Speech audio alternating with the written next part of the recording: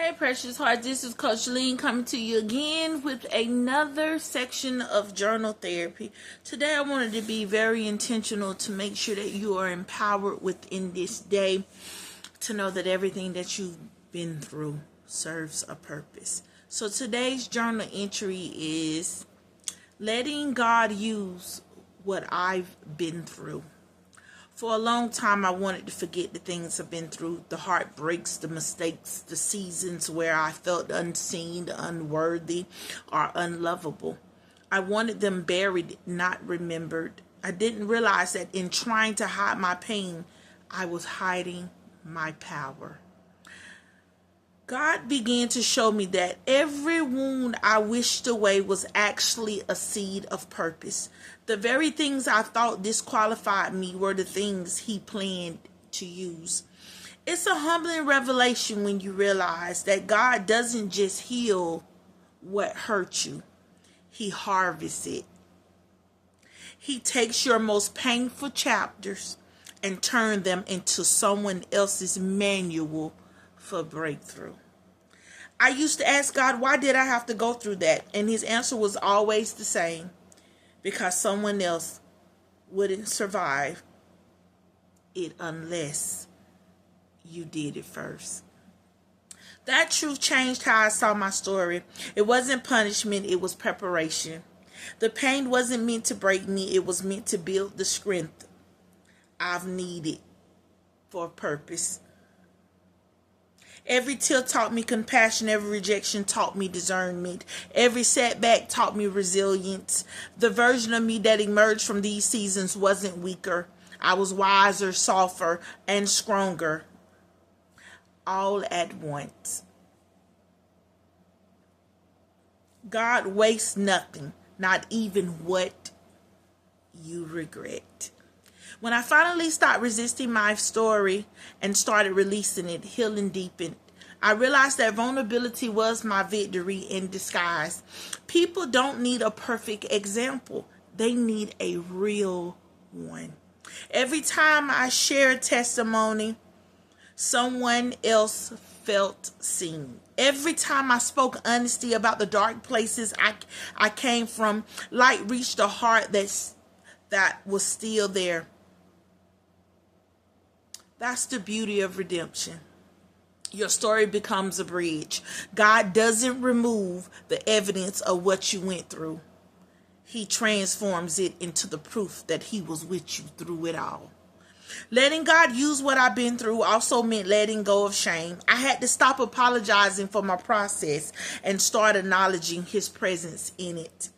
The parts of me I once hid became the very ones He used to reach others.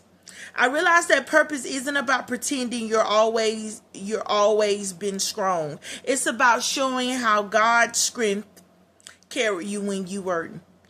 Every scar became a sermon, every wound became wisdom, and every failure became fuel for faith. I stopped despising my journey and started stewarding it. Because once you realize your pain has purpose, you stop seeing it as punishment and start seeing it as potential. If you're listening to this, I want you to know nothing you've been through is wasted. Not a single tear, not a single mistake, not a single disappointment. God can take every shattered piece and build something unshakable. Let Him use your story, not just to remind you where you came from, but to lead others to where they're going. You don't need to have it all together to be a vessel. You just need to be available and transparent. Every time you open your mouth, your story becomes someone else's survival guide. Let God use what you've been through, because what once broke you will become the very thing that brings healing to others.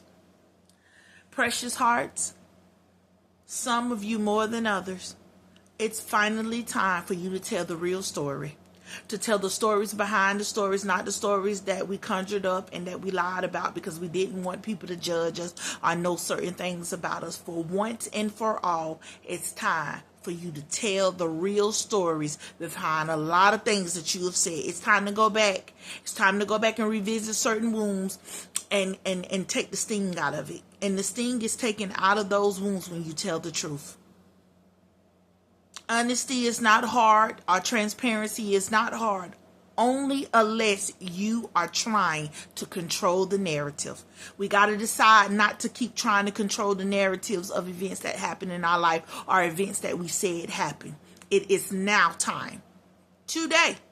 It's now time to have conversations with loved ones that have stood beside us, have been there for us, especially that have stood in the gap for us. And it's now time for us to tell those people those real stories of truth.